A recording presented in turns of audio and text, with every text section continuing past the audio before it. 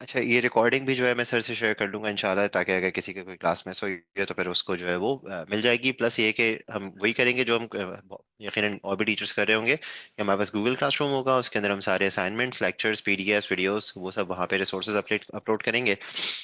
मेरा पढ़ाने का तरीका ये है, क्योंकि Mahin, this is the first time you are studying from me, I don't think आपने मुझसे पहले कहीं पढ़ा होगा। तो मुझसे पहले तो नहीं पढ़ा होगा। तो द थिंग इज के मेरा पढ़ाने का तरीका ये है कि मैं पहले एक टॉपिक कंप्लीट कराता हूँ, और उस टॉपिक को कराते हुए जो जो बीच में क्वेश्चंस आते रहते हैं ना, जो पास्ट पेपर्स में आए हुए हैं, जो लिंक कनेक्टेड क्वेश्चंस हैं, वो भी साथ साथ उसको हम पढ़ने के साथ साथ ही कर रहे होते हैं, ठीक है।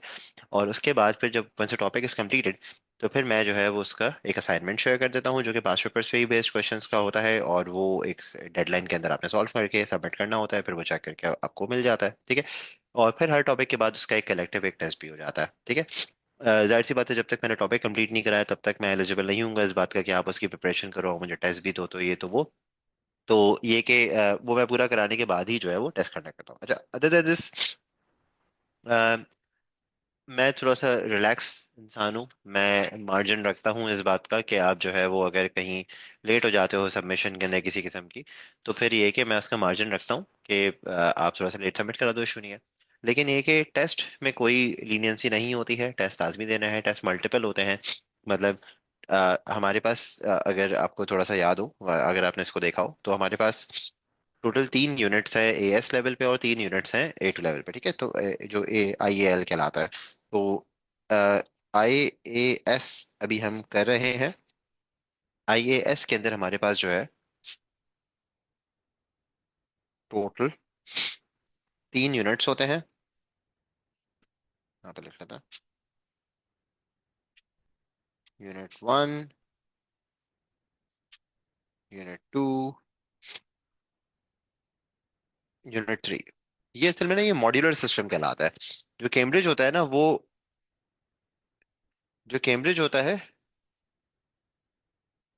वो लीनियर सिस्टम कहलाता है, और ये मॉड्यूलर सिस्टम कहलाता है। मतलब आप इसको साइड बाय साइड रख के भी एक साथ कर सकते हो, ठीक है। ये इसमें थोड़ा सा फर्क होता है। फॉर एग्जांपल, कैम्ब्रिज में उसको लीनियर सिस्टम क्यों कहते हैं मैं आपको बताता हूँ। उसमें ओ लेवल्स के 3 पेपर कॉम्पोनेंट्स है ना, वो तीनों आप एक साथ ही दे सकते हो। यानी कि एक ही गो में, ऐसा नहीं कि आपने पेपर 1 2 पहले दे दिया और 3 बाद में दे दिया, ऐसा नहीं कर सकते। एक ही सीरीज के अंदर पेपर है। इसमें क्या है, आप जो है वो ये मॉड्यूलर सिस्टम जो होता है ये ब्लॉक्स की फॉर्म में होता है। ऐसे ऐसे समझो कि ब्लॉक ब्लॉक साइडवेज भी हो सकते हैं, ऊपर नीचे भी कर सकते हो, कैसे भी कर सकते हो, पर आपने कंप्लीट करना होता है उसको। और ये इसकी वैलिडिटी भी थोड़ी लंबी तक होती है। तो आप ऐसे कर सकते हो कि आप एक एग्जाम सीरीज के अंदर यूनिट 1 दे दो, अगली के अंदर 2 दे दो, अगली के अंदर 3 दे दो। आप ऐसे भी कर सकते हो कि एक ही सीरीज के अंदर तीनों दे दो। आप ऐसे भी कर सकते हो कि आप उसका रीटेक दे दो। तो इसमें आपके पास ऑप्शन थोड़े ज्यादा होते हैं। This is one thing that is kind of beneficial for students, समझ लो ये बेहतर है। उसकी वजह ये है कि स्टूडेंट्स के पास ज्यादा ऑप्शंस होंगे, तो फिर वो अपने लिए इजीएस्ट वाला ऑप्शन जो है वो चूज कर सकते हैं। फॉर एग्जाम्पल, एक बंदा जो है वो अ, उम्रे पे चला गया, हज पे चला गया, ठीक है। अब ये ऐसी चीज है जिसको अवॉइड नहीं कर सकते। तो अब ऐसे केस में क्या होगा, उसको कोई ना कोई अगर कंपोनेंट सफर कर रहा होगा तो कोई बात नहीं, वो बाद में उसका रीटेक दे सकता है, इस बार स्किप करके अगली बार पूरा दे सकता है, ठीक है ना, पढ़ा हुआ तो उससे है। तो ये इसके अंदर थोड़ा सा बेनिफिट होता है। अच्छा, अब इनके अंदर होता क्या है कि यूनिट 1 के अंदर हमारे पास 2 टॉपिक्स होते हैं, और इनके नाम होते हैं टॉपिक 1 एंड टॉपिक 2। और यूनिट 2 के अंदर भी हमारे पास 2 टॉपिक्स होते हैं, उनके नाम होते हैं हमारे पास टॉपिक 3 एंड टॉपिक 4, ठीक है। ये दोनों जो पेपर्स हमारे पास होते हैं ना, ये टोटली समझ लो सब्जेक्टिव पेपर्स होते हैं। सब्जेक्टिव पेपर से मतलब ये हुआ इसके अंदर एमसीक्यूज, थ्योरी वगैरह और स्ट्रक्चर्ड क्वेश्चंस, ये सारे क्वेश्चन आते हैं। जबकि ये जो लास्ट कंपोनेंट ना, ये होता है practical based, practical skills based on unit 1 and 2। अब यहाँ पे मैं एक टेक्निकल बात बताने वाला हूँ, मेरी बात गौर से सुनना सारे बच्चे। देखो बेटे, अगर हम आज से अपना पढ़ना, अपनी टॉपिक्स, अपनी क्लासेस को स्टार्ट करते हैं, today is end of July, समझ लो स्टार्ट ऑफ अगस्त है, तो यूल हैव, हमारे पास 3 एग्जाम सीरीज होती है ना, मैंने ये बात तो बताई नहीं।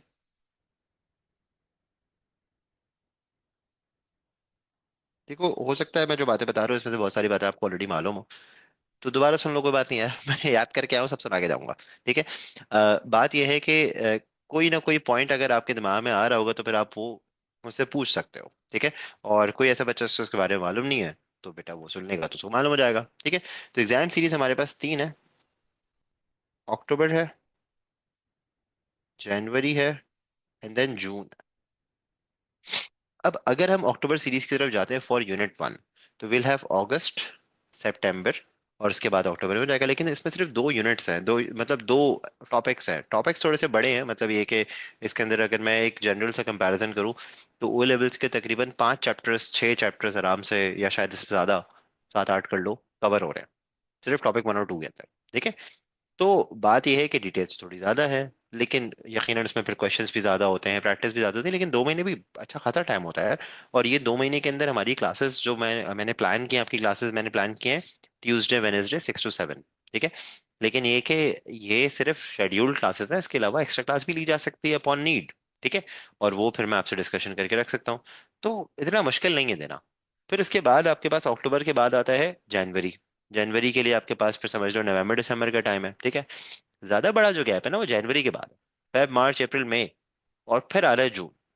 तो हमेशा दिमाग में रखना कि जून के लिए तो आपने उस कंपोनेंट को रखना है जिसमें आपको ज्यादा टाइम की जरूरत हो। अब जैसे मेरा अपना जो पॉइंट ऑफ व्यू है इसके अंदर, मैं अपना आपको एक सिर्फ व्यू बता रहा हूँ, देखो फैसला जो आप करोगे वही आपके लिए बेहतर होगा, लेकिन मेरा पर्सपेक्टिव इसके अंदर ये है कि देखो ये जो यूनिट 3 है ना, प्रैक्टिकल स्किल्स, ये ऐसा यूनिट है जिसमें पढ़ने से ज्यादा प्रैक्टिस की जरूरत होती है। ठीक है, इसमें नया कुछ भी नहीं पढ़ना होगा आपको। उसकी वजह ये है कि यूनिट 1 और 2 के अंदर जो भी टॉपिक्स ऐसे आ रहे होंगे जिनसे रिलेटेड प्रैक्टिकल्स होते हैं, for example Mahin you have done your O levels, और अमल और मोहम्मद अहमद, आप लोगों ने अभी इन टॉपिक्स को कर लिया है। हमने बायोलॉजिकल मॉलिक्यूल्स पढ़ा, बायोलॉजिकल मॉलिक्यूल्स के अंदर हमारे पास कितने ही सारे टॉपिक्स पे टेस्टिंग हो रही थी, जैसे स्टार्च रिड्यूसिंग शुगर का टेस्ट था, स्टार्च का टेस्ट था, प्रोटीन का था, विटामिन सी का था, है ना भाई, बहुत सारे फैट्स का टेस्ट है, इथेनॉल एमल्जन टेस्ट। तो ये जो बायोलॉजिकल टेस्टिंग है, ये तो टॉपिक के दौरान बीच में आ ही जाती है ना यार।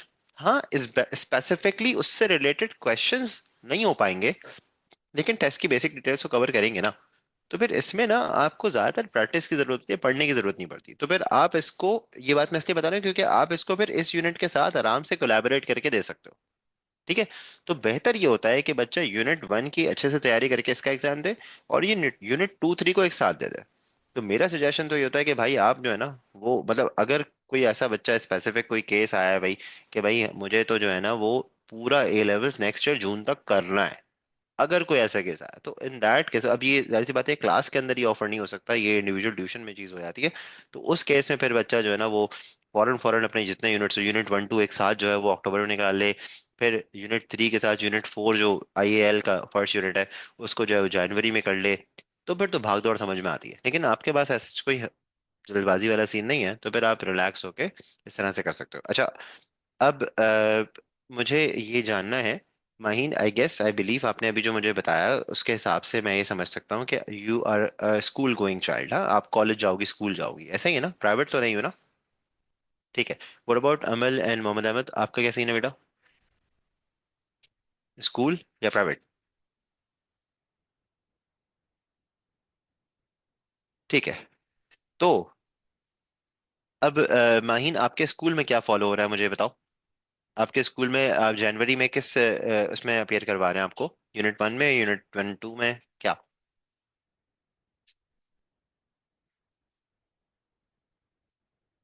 या उन्होंने नहीं बताया?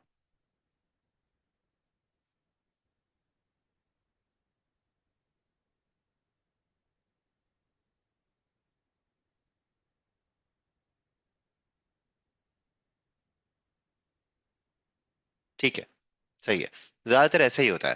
अ, और हम जो इंस्टीट्यूट्स में पढ़ा रहे होते हैं बच्चों को, हम भी इसी चीज़ को फॉलो करते हैं कि हम बच्चों को जो है ना वो अक्टूबर के केसेस कम ही लेते हैं। उसकी वजह है कि अक्टूबर में टाइम कम होता है ना, अगस्त से सेशन स्टार्ट हुआ है, अभी बच्चा यूज टू होगा इन चीज़ों का। अब फॉर एग्जाम्पल अगर हम जो है वो वैसे माहीन, आई वुड सजेस्ट कि आप जो है ना वो अपने स्कूल से इस बात को मालूम, अभी तो समर वेकेशन शायद खत्म हो रही हो, तो आप जो है ना अपने स्कूल से इस बात को मालूम जरूर कर लेना। एक छोटी सी बात ना, वो क्या है कि जनवरी में यूनिट 1 2 दोनों में अपियर करवा रहे हैं या सिर्फ यूनिट 1 में करवा रहे हैं?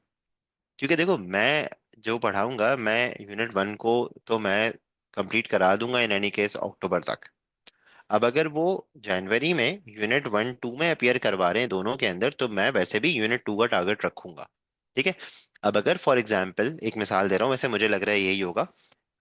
दो तीन पॉसिबिलिटीज है, मैं सिर्फ आप सबके लिए लिख रहा हूँ बेटा, अमल और मोहम्मद अहमद, आपको भी इस बात को दिमाग में रखना है इस चीज को।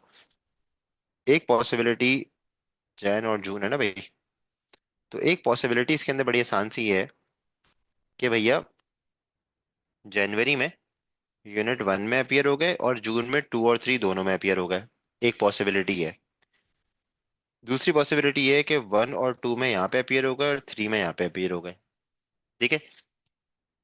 अब मेरे हिसाब से दिस मेक्स मोर सेंस, और मेरे ख्याल से आपका स्कूल भी इसी को फॉलो करेगा, दिस मेक्स मोर सेंस। ठीक है। लेकिन मैं आपको पढ़ाऊंगा इस तरह से एटलीस्ट जनवरी तक, मैं आपको यूनिट टू के भी टॉपिक्स जो है वो करा दूंगा, लेकिन तब तक माहीन अपने स्कूल का भी बता देगी। और क्योंकि अमल और मोहम्मद अहमद आप तो क्योंकि प्राइवेटली अपेयर हो रहे हो, और जून तक का तो टारगेट आपको वैसे भी रखना है। अगर आप जो है वो फॉर एग्जाम्पल अमल और मोहम्मद अहमद, अगर आप जनवरी में यूनिट वन टू में अपेयर होते हो तो कोई मसला नहीं है, हम तो पढ़ चुके होंगे इस चीज़ को। ठीक है ना।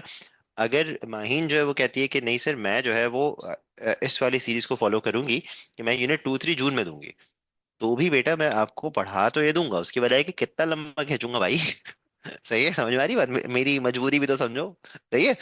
तो मैं जो है वो इसको वन और टू को आपको करा तो दूंगा जनवरी तक। सही है, प्रैक्टिस एंड एवरीथिंग सब चीजों के साथ। फिर आप उसको रिमेनिंग टाइम में रिवाइज भी कर सकती हो, और फिर यूनिट थ्री के हम वैसे भी प्रैक्टिस स्टार्ट कर चुके होंगे, तो उसके अंदर यूनिट थ्री के अंदर कुछ ना कुछ चीजें यूनिट टू की भी आ रही होती है। ठीक है। अगर आप लोग माइंड ना करें तो मैं फ्राइज लाया हूँ, फ्राइज खा लूँ, मसला तो नहीं है। Thank you Amal for your permission.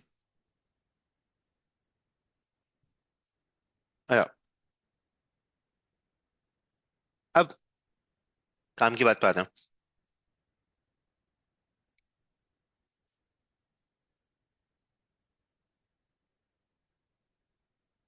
आज की क्लास के बाद ना, मैं आपको क्लास के बाद सर को एक ना छोटा सा एक डायग्नोस्टिक, मेरे पास एक असाइनमेंट है, वो शेयर करूंगा।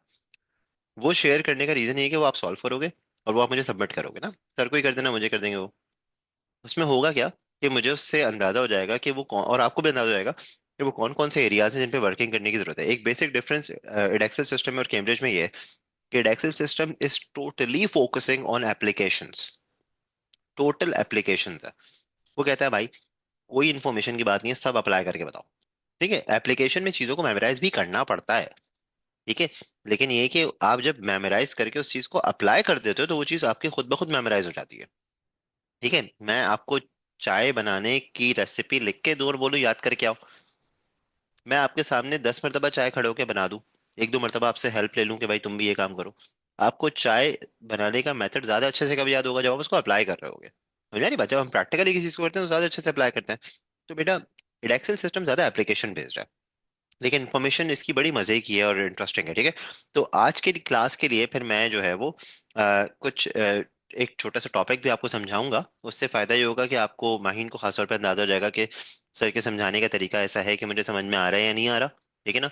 और अमल और मोहम्मद अहमद आपको तो अंदाजा ऑलरेडी है ही, लेकिन एक है हम यहाँ पे पहला जो है एक टॉपिक भी मैं आपको यहाँ पे स्टार्ट कराऊंगा ना, तो स्टार्ट करते हैं।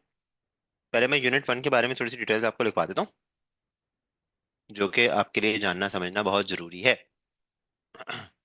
डायग्नोस्टिक टेस्ट में आपको शेयर कर दूंगा, कोई मसले की बात नहीं है। एक सेकंड बस ये।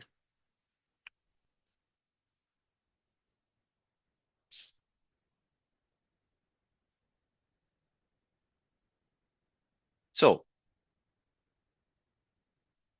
यूनिट वन के बारे में एक दो बातें जो about the paper, about the exam of unit one, उसके बारे में बता रहा हूँ।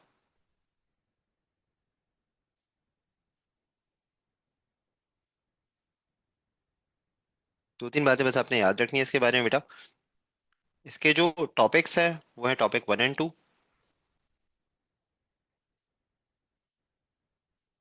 वो कौन से टॉपिक्स हैं क्या है उसके अंदर डिटेल्स वही बताऊंगा। ठीक है। उसके अलावा हमारे पास जो इस एग्जाम के टोटल मार्क्स हैं, असल में ये पूरी बात स्पेसिफिकेशन में लिखी होती है, लेकिन स्पेसिफिकेशन इतना बड़ा डॉक्यूमेंट होता है कि उसको पढ़ने में ना बच्चों को बहुत टाइम लग जाता है। ठीक है। तो मैं जो है वो वाला टाइम आपका बचा रहा हूँ कि मैं आपको लिखा हुआ फॉर्म में ये सब दे देता हूँ। 1 आवर 30 मिनट ड्यूरेशन है।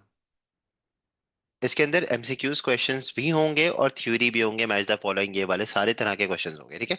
अच्छा, मजे का पेपर होता है, इतना प्रॉब्लमेटिक नहीं होता।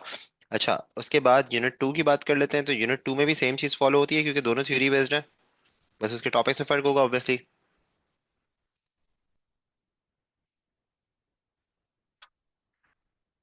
इसके हमारे पास टॉपिक्स 3 और 4 फॉलो होते हैं।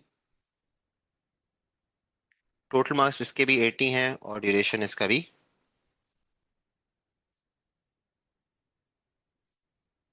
1 आवर 30 मिनट्स है।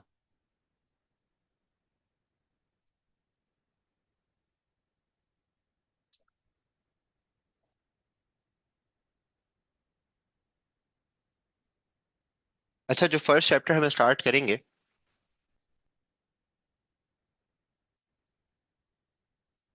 वो है टॉपिक 1। एक सवाल जहन में ये आता है कि sir do we have to follow any book for this. यार मैं ऑनेस्टली बताऊं, कैम्ब्रिज सिस्टम से भी ये वाली बात रिजेंबल करती भी है कि बुक जो होती है ना, वो मैक्सिमम लर्निंग आउटकम्स के अलावा भी चीज़ों को कवर कर रही होती है, और कुछ ऐसे लर्निंग आउटकम्स होते हैं जो कि कवर नहीं करने होते और बुक में होते हैं कभी कभी। और कुछ ऐसे भी होते हैं जो लर्निंग आउटकम में लिखे हुए लेकिन बुक में नहीं होते। उसकी वजह ये होती है कि सिलेबस हमारा बहुत फ्रीक्वेंटली अपडेट हो रहा होता है, लेकिन इतनी जल्दी बुक नहीं बनाई जा सकती। तो इसकी बुक जरूर है, मार्केट में अवेलेबल भी है, मैं आपको इसकी पीडीएफ भी शेयर कर दूंगा, कोई मसले की बात नहीं है। लेकिन ये कि आप बुक को 100% रीड करके ये नहीं समझ सकते कि आपकी प्रिपरेशन जबरदस्त हो गई। उसकी वजह ये है कि प्रिपरेशन जबरदस्त होने का एविडेंस सिर्फ एक है, और वो है कि जब आप पास्ट पेपर से बेस्ड असाइनमेंट सॉल्व कर रहे होगे और आप वो कॉन्फिडेंटली सॉल्व कर रहे होगे और आप उसमें कॉन्स्टेंटली अच्छा स्कोर कर रहे होगे, कंसिस्टेंट होगे उसमें, तो इसका मतलब ये है कि आपकी प्रिपरेशन सही जा रही है, ठीक है। मैं चाहूँ तो मैं खुद से भी क्वेश्चन बना के दे सकता हूँ आपको, लेकिन वो अनफेयर हो जाएगा ना यार। खुद सोचो, मेरे बने हुए क्वेश्चंस में और उनके एग्जाम स्टाइल क्वेश्चन में फर्क तो होगा ना। तो इसलिए बेहतर तरीका है कि जो उनके क्वेश्चंस हमारे पास बैंक में जमा है ना, उन्हीं में से मैं आपको प्रैक्टिस कराऊं और फिर उन्हीं से आपका कहीं ना कहीं से डिफरेंट क्वेश्चंस निकाल के टेस्ट बना के दूं, तो फिर ज्यादा बेहतर इवैल्यूएशन होगी, फेयर टेस्टिंग होगी, पता लगेगा कि यार आपको कितना समझ में आया, ठीक है। तो हमारे पास जो फर्स्ट चैप्टर है ना बेटा, वो फर्स्ट चैप्टर हमारे पास है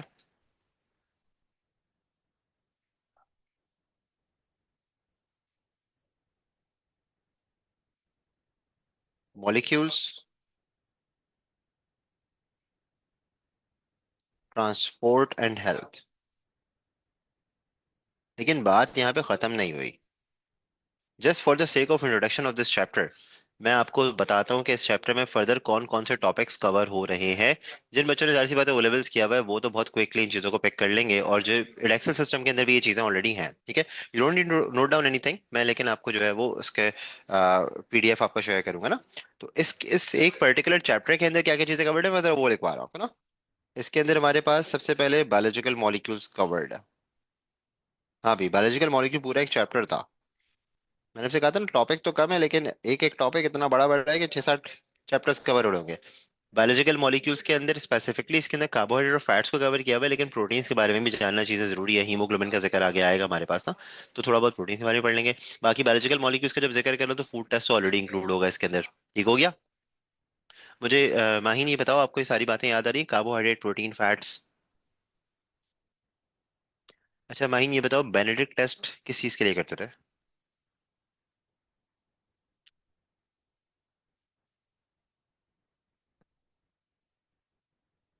भूल गई भूल गई भूल गई। हम्म, अमल, अहमद, अगर गलत बताया ना बेटा, तुम लोगों ने, माहिन ने तो पहले पढ़ा था, पुरानी बात हो गई वो, उसका भूलना। माहिन आपका राइट है। Thank you, thank you so much. बिल्कुल सही बताया अहमद, उठो।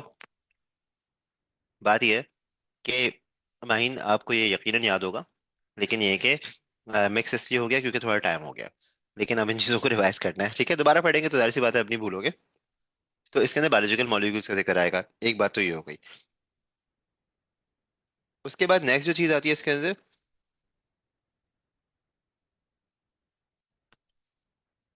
वो आता है short distance molecular transport.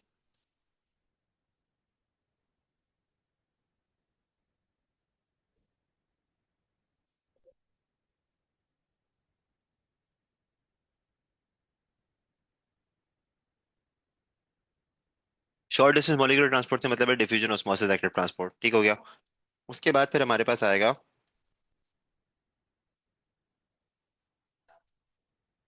Circulation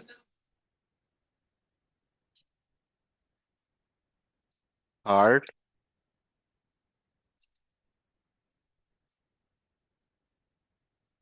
cardiac cycle, heartbeat, ECG. हाँ भाई। अब देखो इसके अंदर ये ट्रांसपोर्ट चैप्टर ही चल रहा है हमारा, ट्रांसपोर्ट एंड ह्यूमंस वाला चैप्टर था ना, ये वही चैप्टर चल रहा है, अभी और भी चलेगा। नेक्स्ट इसके अंदर आएगा फिर हमारे पास ब्लड वेसल्स। ब्लड वेसल्स से मतलब होता है आर्टरीज, वेन्स एंड कैपिलरीज। अब ये ऐसी बात है जो माहिन ने पढ़ी हुई है, लेकिन अमल और मोहम्मद अहमद ने भी नहीं पढ़ी। माहिन, आपसे कोई क्वेश्चन पूछूंगा, आप इसका आंसर बता देंगे, वो लोग नहीं बता सकेंगे, ठीक है। तो ब्लड वेसल्स में आर्टरीज एंड कैपिलरीज, बेसिक उसी का कॉन्सेप्ट आता है, ठीक है। उसके बाद फिर इसके अंदर ब्लड का टॉपिक आएगा, और ब्लड के साथ साथ,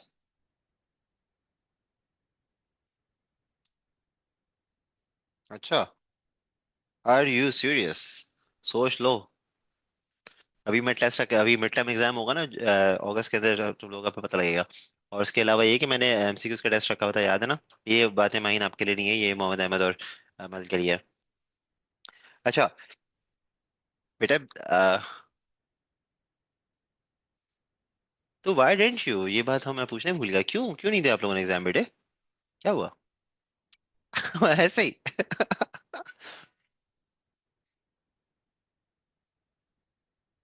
इतनी बायोलॉजी पसंद है कि छोड़ा ही नहीं जा रहा था बायोलॉजी को, कहीं ऐसा ना हो कि हमने ओ लेवल्स में बायोलॉजी दे दिया तो कहीं हम इसको मिस करेंगे, हैं? इतनी पसंद आ गई बायोलॉजी है। ऐसा नहीं करो यार।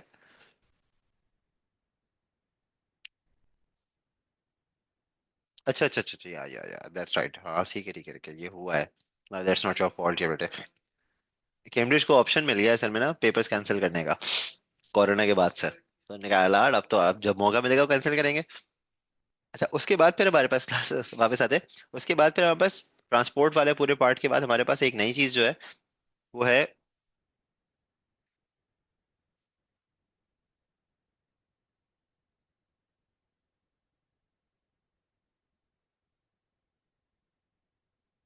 Cardiovascular disorders. और ये बहुत डिटेल में है हमारे पास। स्कूल लेवल पे आपने इतना डिटेल से इनको नहीं पढ़ा। हाँ कुछ मेडिसिन के नाम स्टार्टेंस वगैरह सुने होंगे, लेकिन उनकी फंक्शनिंग वो आपने अभी नहीं पढ़ी, तो इनके ट्रीटमेंट्स वगैरह भी बहुत डिटेल्स हैं। तो अगर मैं आपको ऑनेस्टली बताऊं, हाँ बायोलॉजिकल मॉलिक्यूल्स में you going to find some details जो लेवल्स के लेवल पे नहीं बताई जाती। बायोलॉजिकल मॉलिक्यूल्स स्कूल लेवल पे बहुत कम बताया जाता है, इडेक्सल में फिर थोड़ा सा डिटेल्स इसकी न्यूट्रिशन के अंदर बताई हुई है। लेकिन हमारे पास तो जो आईजीसीएसई और ओ लेवल्स है उसमें तो बहुत ही कम है। यहाँ पे फिर जाहिर सी बात है, अब आप उसको डिटेल से पढ़ोगे भाई, ठीक है, पूरी उसकी बॉन्डिंग वगैरह सब देखोगे। उसके अलावा फिर हमारे पास शॉर्ट डिस्टेंस मॉलिक्यूलर ट्रांसपोर्ट, ये पूरी वही डिटेल्स हैं, एक आध कॉन्सेप्ट के अलावा एक आध कॉन्सेप्ट इसके अंदर एडिशनल है जो कि यूनिट 3 में रिपीट भी होगा। उसके बाद यूनिट 3 कह रहा हूँ, टॉपिक 3 में सर्कुलेशन, वही कॉन्सेप्ट है, सिंगल सर्किट डबल सर्किट, कोई इसमें डिफरेंस नहीं है। हार्ट की डिटेल्स यकीनन ज्यादा हो जाएंगी भाई। अब इसके अंदर आप नई चीज देखोगे, ईसीजी। ईसीजी की प्रॉपर डेप्थ देखने को मिलेगी, हार्ट बीट कार्डियक साइकिल की प्रॉपर डेप्थ में आप उसको पढ़ोगे, ठीक है। तो बात यह है कि ये ओ लेवल्स से थोड़ा सा एडवांस्ड है, इम्पॉसिबल नहीं है, ठीक है। अब class just for the sake of introduction, क्योंकि आज हमारी एक इंट्रोडक्टरी क्लास है, तो मैं एक टॉपिक आपको इससे रिलेटेड जो कि हमारे टॉपिक से रेलेवेंट भी हो और अच्छे समझ में भी आ जाए, तो मैं एक टॉपिक यहाँ पे आपको पढ़ाऊंगा। अच्छा वो टॉपिक मैं मेक श्योर करूंगा कि यार ऐसा हो कि सारे बच्चों के लिए नया ही हो। ऐसा ना हो कि भाई मैंने जैसे फॉर एग्जाम्पल माहीन, आपको एक बात मैं जो है वो डिस्क्लोज करता हूँ, कन्फेस करता हूँ, मैंने आज ही इन लोगों को ना ये वाला टॉपिक पढ़ाया। तो अगर मैं ये टॉपिक दोबारा से पढ़ाऊंगा तो फिर इनको तो अभी अभी रिवाइज किया हुआ है इन्होंने, तो वो टॉपिक पढ़ा हुआ तो पहले भी था, आपने भी पढ़ा हुआ है, तो फिर ये अनफेयर हो जाएगा ना। तो मैं एक ऐसा टॉपिक आपको यहाँ पे पढ़ा देता हूँ जो कि जो है वो सबके लिए बराबरी से नया हो और सबको समझ में भी आ जाए अच्छे तरीके से, ठीक है। तो चलो स्टार्ट करते हैं। Just for the sake of understanding ये टॉपिक मैं आपको समझा रहा हूँ।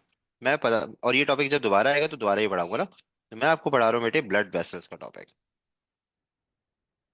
अब आप में से जिन बच्चों ने जाहिर सी बात है ओ लेवल्स में इसको पढ़ा हुआ है, तो फिर आप इसको कंपेयर भी करिएगा और फिर आप बताइएगा इसमें से क्या डिफरेंसेस हैं जो कि आपने पहले नहीं पढ़े थे और अब आप यहाँ पे पढ़ रहे हो, ठीक है।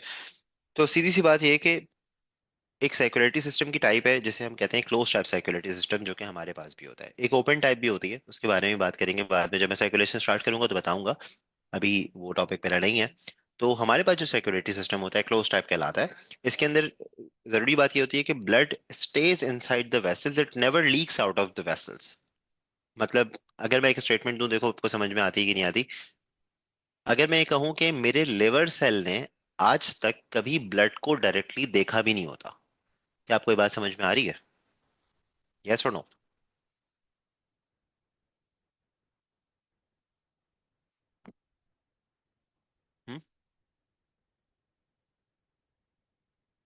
नहीं समझ में? बताओ। अमल, अमल, अमल।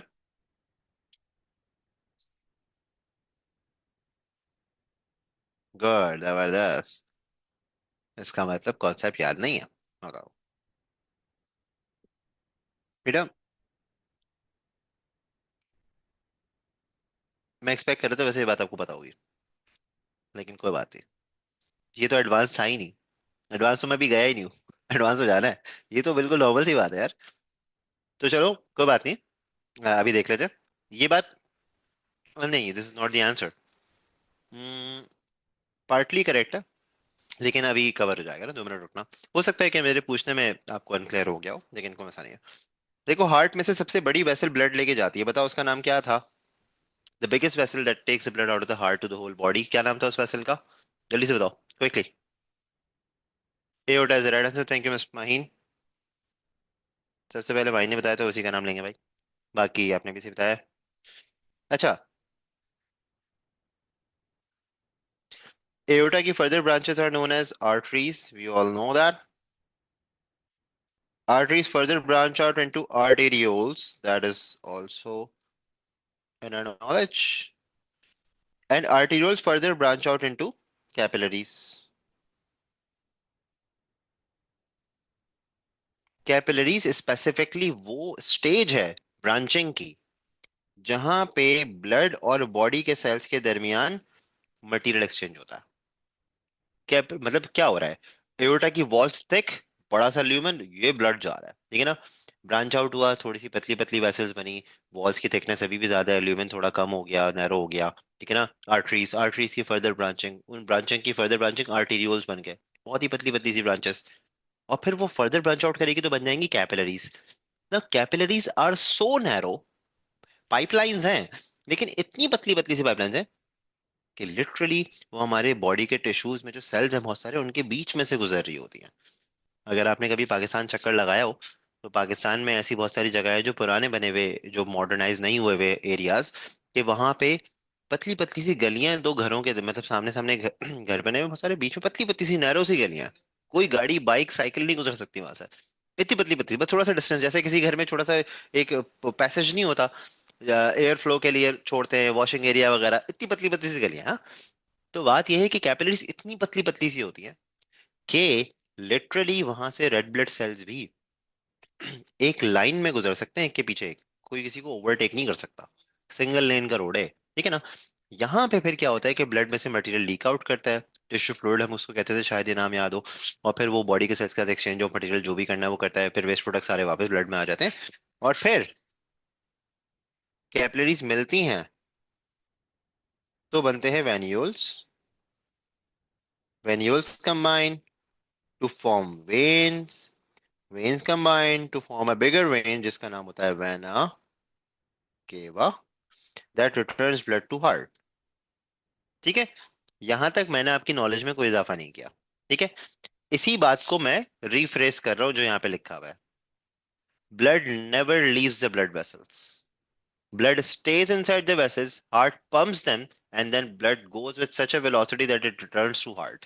बचपन में हमारे पास एक, अभी एग्जांपल याद होनी चाहिए भाई, अमल और मोहम्मद अहमद, कि ऐसा होता था कि एक गेम होता था कि उसमें एक ट्रैक होता था, पूरा एक लूप शेप में वो ट्रैक होता था। हम एक तरफ से कार को पुश करते थे, छोटी वाली कार, टॉय कार जो होती है उसको पुश करते थे, और इतनी जोर से पुश करते थे कि वो घूम के वापस अपनी ओरिजिनल पॉइंट पे आ जाए। क्या वो कार उस ट्रैक से बाहर निकली? नहीं निकली। ऐसे ही ना, इसी तरीके से हमारी जो वेसल्स है ना, देर आर क्लोज्ड, वो पाइपलाइंस है। ठीक है?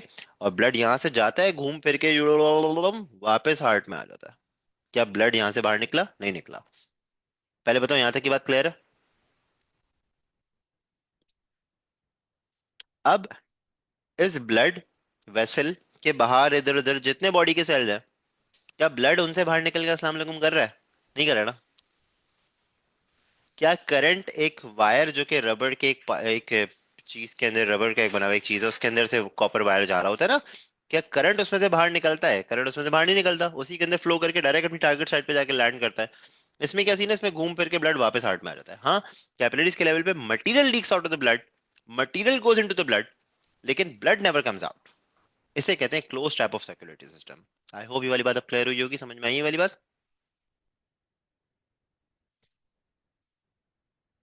गुड।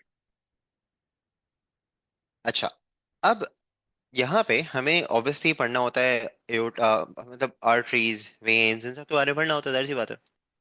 अब यहाँ पे आर्टरीज वेन्स की बेसिक्स ही अगर डिफरेंस की बात की जाए, what is the main difference, what is the main functional difference between arteries and vein? तो भाई, arteries carry blood away from heart, veins bring blood back to heart.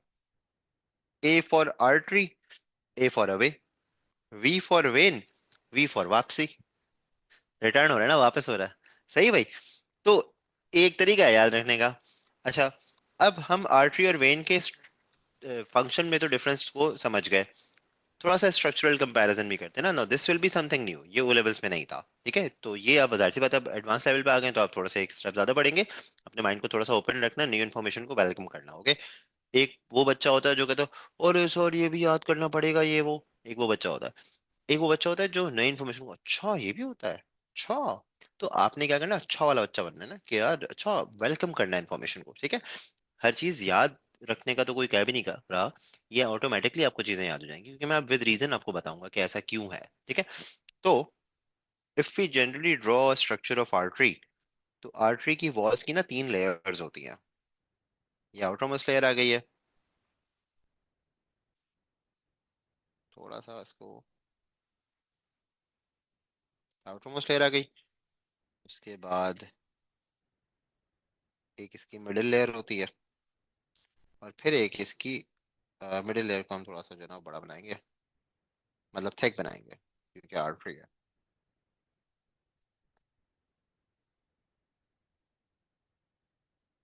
और फिर इसकी इनर लेयर। यूजली आर्टरी का structure इस तरह से होता है, ठीक है? ये जो मैंने इस तरह से बनाया है, इसमें तीन लेयर्स मैंने बनाई हैं। अच्छा, मुझे कोई बच्चा बताओ कि इसके अंदर जो ये स्पेस होता है जिसमें से ब्लड एक्चुअली पास कर रहा होता है, what term do we use for that? इस स्पेस के लिए क्या टर्म यूज करते हो बेटा?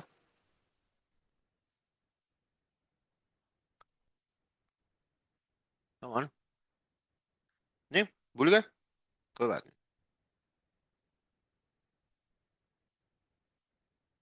इसको ल्यूमेन कहते हैं। इंटेस्टाइन्स के अंदर भी बताई जाती है भारत की, इंटेस्टिनल ल्यूमन, कॉलेरा बैक्टीरिया, ये आएगा ना। खैर, अब ये तीन लेयर थे ना, इनके नाम है, जाहिर सी बात है, इनके नाम आसान आसान से होते थे, मुश्किल नहीं होते। ये आउटर मोस्ट लेयर है, that is bad.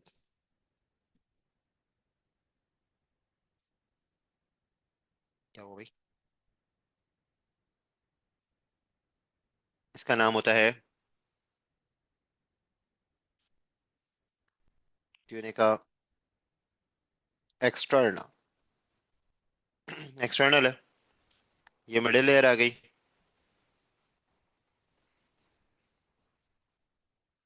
Tunica media. और ये इनर लेयर आ गई,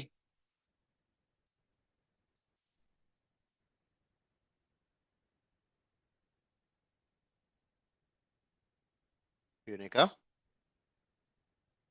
इंटरना। इसको ट्यूनिका इंटीमा भी कहते हैं। अब मैं आपको वेन का स्ट्रक्चर दिखाता हूँ क्लास। वेन का स्ट्रक्चर ऐसा होता है।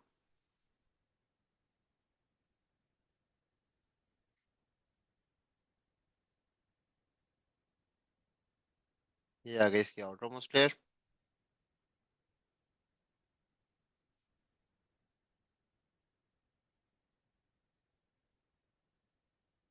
ये आ गई इसकी मिडिल लेयर,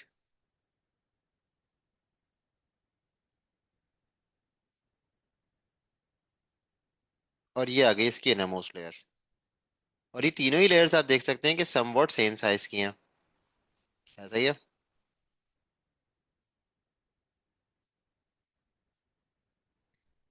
अब सबसे पहले पेपर में क्वेश्चन आता है कि आर्टरी का जो शेप है वो सर्कुलर है, लेकिन वेन का शेप थोड़ा सा डिस्टॉर्टेड है, क्यों? Any guesses?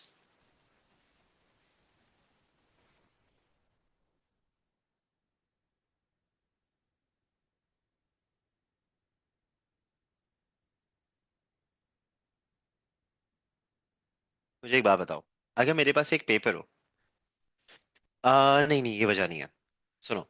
अगर मेरे पास एक पेपर हो, सिंगल शीट ऑफ पेपर है, मैं उसको रोल करूं, और सिंगल रोल करूं, मतलब ऐसा रोल करूं कि उसकी लाइनिंग पे बस एक थिन लेयर ऑफ पेपर ही हो, तो वो आराम से मोड़ तोड़ सकता है, राइट? क्योंकि उसकी वॉल में इतनी स्ट्रेंथ नहीं है, ऐसा ही है, क्योंकि ल्यूमेन बड़ा है अंदर से।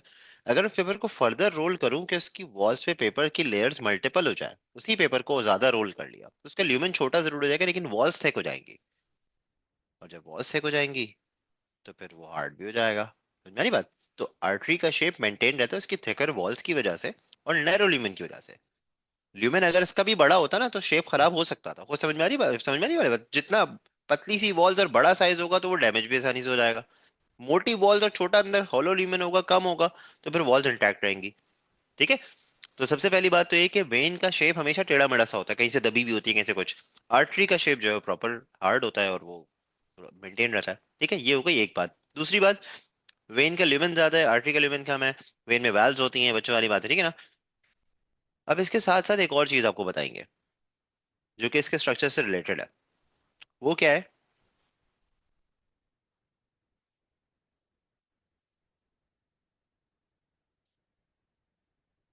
ट्यूनिका मीडिया ऑफ आर्टरी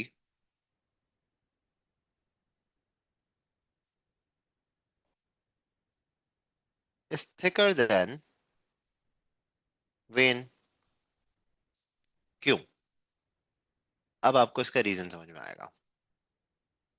दरअसल ट्यूनिका मीडिया जो आर्टरी के है ना, इसमें दो चीजें होती हैं बड़ी इंपॉर्टेंट। एक इसमें इलास्टिक फाइबर्स होते हैं,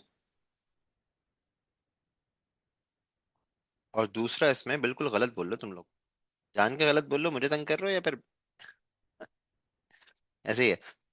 और दूसरा इसमें मसल्स होते हैं, स्मूथ मसल्स कहलाते हैं। ध्यान से मेरी बात सुनना बेटा। अब जो मैं आपको बात बताने वाला हूँ ना, ये मेरी सबसे फेवरेट चीज है, मुझे बहुत पसंद है वाली चीज ना।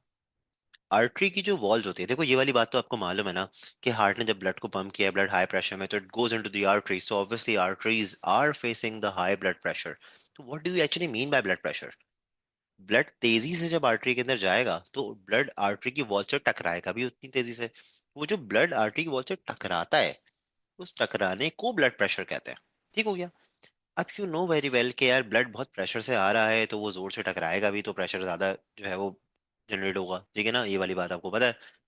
तो आर्टरी की वॉल्स के अंदर इलास्टिसिटी होना जरूरी दो रीजन है। आर्टरी की वॉल्स का इलास्टिक होना जरूरी दो वजूहात से।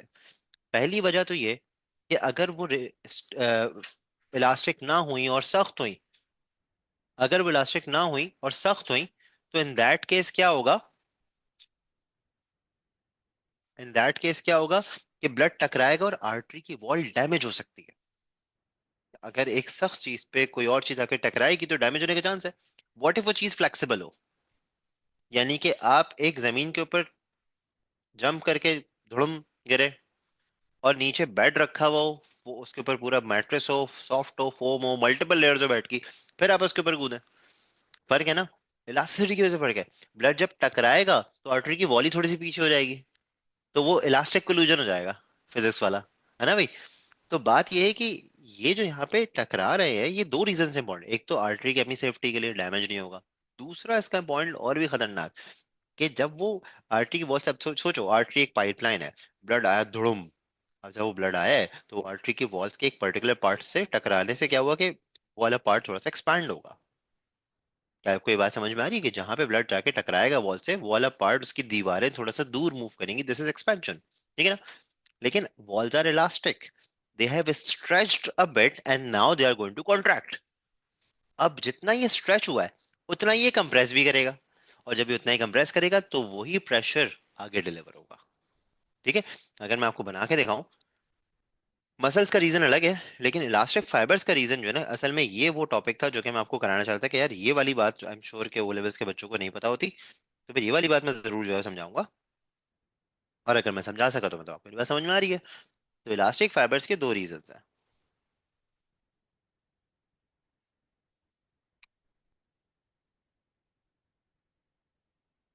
reduces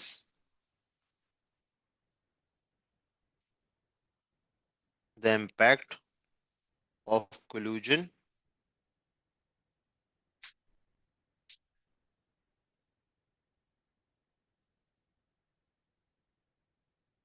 due to high blood pressure.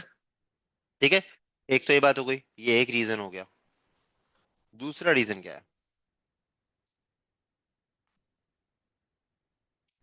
दूसरा रीजन इसका है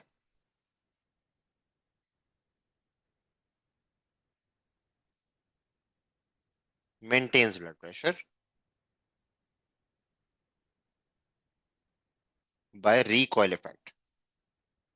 अब रिकॉइल इफेक्ट क्या है बेटा? ये देखो,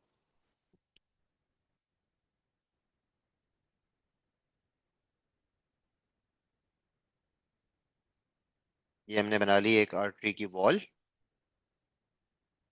ठीक है, अब ब्लड जो है, अभी वो यहाँ पे है। ये ब्लड है, ब्लड सेल्स नहीं, ये ब्लड है। ठीक है ना, ये ब्लड है यहाँ पे। तो ब्लड यहाँ की वॉल से टकराएगा। जब ब्लड यहाँ की वॉल से टकराएगा, स्ट्राइक करेगा।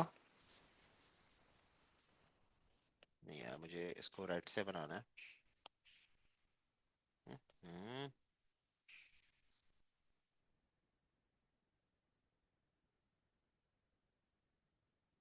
तो आर्टरी की वॉल से प्रेशर एक्सर्ट हुआ। इस प्रेशर एक्सर्ट करने की वजह से ये आर्टरी की वॉल जो है वो आउटवर्ड मूव करेंगे यूं करके। अब जब ये आर्टरी की वॉल्स पुश हो गई, दूर हो गई, और ये पूरा सर्कुलर वे में दूर हुआ है, पूरी पाइपलाइन है, टू डायमेंशनल थ्री डायमेंशनल, ठीक है ना। तो क्या होगा कि उतना ही वो कंप्रेस भी करेगी। सेकंड स्टेप में इतना ही ये कंप्रेस भी करेगी। अब जब ये कंप्रेस करेगी तो ब्लड उतने ही प्रेशर से आगे पुश भी तो होगा ना। क्योंकि जब ये एक्सपैंड करती है ना, तो ब्लड की जो स्पीड होती है वो स्लो हो गई, क्योंकि जाहिर सी बात है दीवार ही दूर हो गई, ये प्रेशर कम हो गया। एक्सपेंशन से प्रेशर कम होता है, वॉल्यूम बढ़ता है, प्रेशर कम होता है। आपको आपने पढ़ा होगा इसको बॉयल्स लॉ के अंदर, वॉल्यूम बढ़ा, प्रेशर कम हो गया। अब उसके बाद क्योंकि जो कंटेनर है, जो वॉल्स हैं, वो इलास्टिक थी, वो एक्सपेंशन में स्ट्रेच हुई हैं, तो वो कंप्रेस भी तो करेंगी। अब जब वो कंप्रेस करेंगी तो अंदर की चीजें दबेंगी, ब्लड दबेगा। जब वो वॉल्स कंप्रेस करेंगे तो ब्लड उतना ही स्पीड से आगे पुश भी होगा। इस इफेक्ट को बोलते हैं रिकॉइल इफेक्ट। अब जैसे फॉर एग्जांपल ये वाली वॉल्स यहाँ से कंप्रेस हुई, ब्लड प्रेशर से एक स्टेप आगे गया, जब प्रेशर से एक स्टेप आगे जाएगा तो इसके आगे की वॉल्स पे प्रेशर एक्सर्ट होगा, फिर ये एक्सपैंड करेंगी। सही है। अब ये जब कंप्रेस करेंगी तो इसके आगे प्रेशर एक्सर्ट होगा। बता बात समझ में आ रही है? जो आप अपनी पल्स मेजर करते हो, जो मैं आज समझा भी रहा था अमल और मोहम्मद अहमद, कि यहाँ पे हम रिस्ट पे अपनी पल्स मेजर करते हैं, वो यही वाली तो वेव होती है जो आगे ट्रेवल कर रही होती है, झुम झुम झुम, जिसको हम यूं करके फिंगर रख के फील कर सकते हैं पल्स मेजर करके। याद आ रही वाली बात?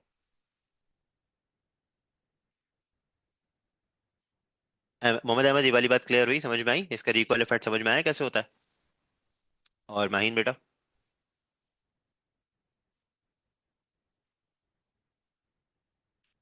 ठीक है। तो खैर, दिस इज जस्ट, जिसको क्या बोलते हैं, ग्लिम्स बोलते हैं ना, ग्लिम्स ऑफ ए लेवल ना।